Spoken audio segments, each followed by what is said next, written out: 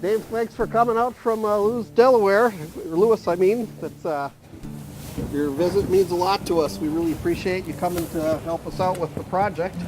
Watch your step, of course.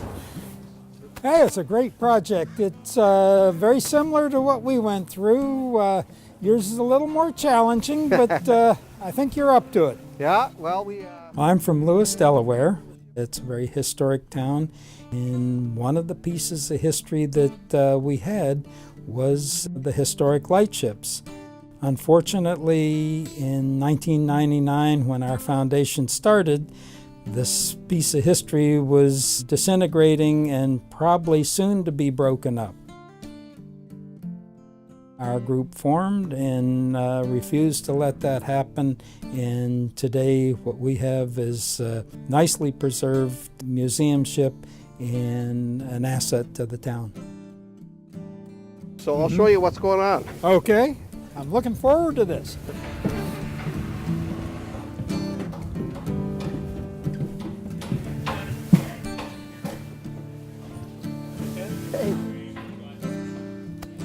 So this is our first big work party of the year. So you lots of activity going on today, tools around, so watch your step as you go around. Okay. You can see we've set it up so that as we go through the process, we're going to be able to have visitors come on and see the work in progress. We think that's a really spectacular thing to show the public, get them involved. Let's go below and take a look at things. Okay. Watch your step here. Okay. Excellent. Well, we're entering the what was the cruise mess area right here, and this is an area we've been cleaning up after the shipyard. So there's a lot of work to be done, cleaning and painting and things, and getting it ready for further volunteer work. But it's the central part of the ship here. You see the mast goes all the way down to the keel. Oh yeah. It became a historic vessel on the National Register of Historic Places in 1975. It's a City of Seattle historic feature, and it's a National Historic Landmark vessel in 1989. So we've got lots of important things, and it's also a historic Navy ship. It was armed during World War II, patrolling San Francisco Harbor. So just a tremendous amount of history locked up in these old ships, as you know. Absolutely, 110 years old now. Yeah, that's right. And on the West Coast, there were only 5 stations, but how many stations were on the East Coast that Lightship served on? Oh, let's see, must be close to 100, because there were 116 stations altogether. Oh, yeah. And you had your 5 on the West Coast, there were 4 or 5 in the Great Lakes, okay. and then some on the Gulf Coast, and the rest were all up and down the East Coast. Yeah. And our waters are so shoaled that there's just a lot more need for lightships on the East Coast. Right, yeah. We have a pretty steep cliffs right down into deep water on a lot of the West Coast side. So let's take a look forward. I wanted to show you something similar between both ships here with the big windlass. This is always a part of the ship that interests people, as you know. This must be pretty similar to the overfalls. Ours isn't quite this big. Ours is big, but it's not quite this big. Oh, yeah. Now this was run by steam? This was a steam windlass. You can see the connections up here. And of course, as the steam engine became old and tired, it was harder and harder to pull up that anchor. They needed an assist on the last time out. But of course, these ships had what I think it was a 1-ton mushroom anchor to stay on station. So that's what I find interesting. All my time on ships, it's been to go from one spot on another and do work while the ship's moving. And these ships were supposed to stay on station and help warn other people. So in the worst of storms, when everybody's running for cover, off they had to come. So there must be some tremendous stories about some of the things that happened on the East Coast with Lightships. Oh yeah, they lost some of the ships and crews in storms. Ship crew just gone, totally.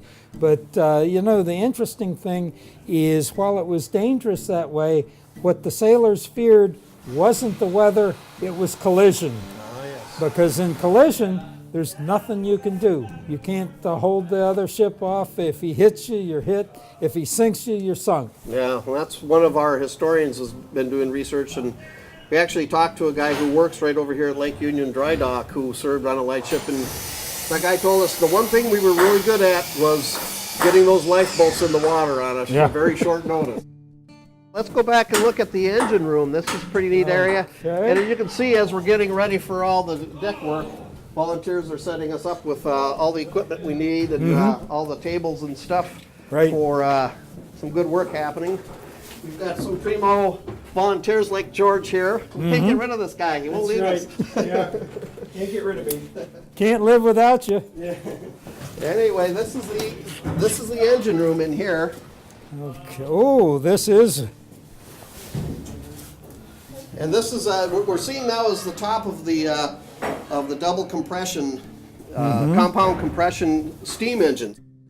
So a lot of what I like Lightships. They're the most unique class of vessels out there in my mind. And this one is the most unique of them all, with the fact that it's got the steam engine, steel hulls, and wooden deck and wooden houses. So it makes it a little bit extra special. Oh, it is. Although I know all of us owners think our boat's the best one there is. Well, you know, you wouldn't put all this effort in if it were just mundane, right? That's right. So the engine room down in this, we don't need to go down there right now, but it's a really interesting space where we can have all sorts of programming going on. One of the things that there's 4 diesel engines down there that were compressors and generators that we can team up with local technical schools to help train up and coming diesel engineers.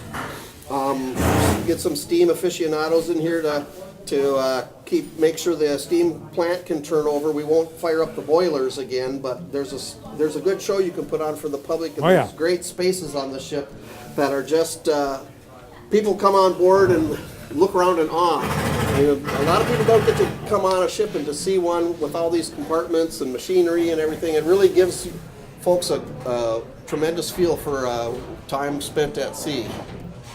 This is still the age of wooden ships were still around. The wooden sailing ships and wooden ships are still around. So the interior spaces here are very much like you'd find on the old clipper ships and things like that in the officers' quarters. Yeah, the paneling. Yeah. Oh. So when marvelous like work. on the overfalls, is this all steel walls and We're all steel and linoleum. steel and linoleum? Yep. Good 1950s era. Well, it was the 30s, the 30s, end of the Depression, and in the galley, it's stainless steel. We kind of look like a New Jersey diner. It's sort of Art Deco. Oh, good. Yeah, so different ship, different era, but same purpose. Both are floating lighthouses. Yeah, and back in that age, I suppose. First impressions as I walked aboard the Swiftsure were the parallels between what's here in Seattle with the Swiftsure and what we have in Lewis with the Lightship Overfalls. Both ships, very proud ships, very significant in history, both in terrible condition.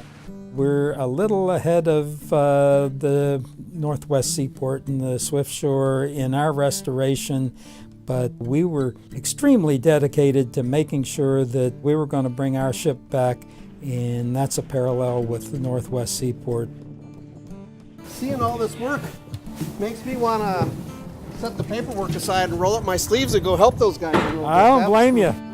Looking into the future, I see Seattle will support the Northwest Seaport and the Lightship Swiftsure and bring her back to her former glory, worthy of the ship and the crews who served aboard.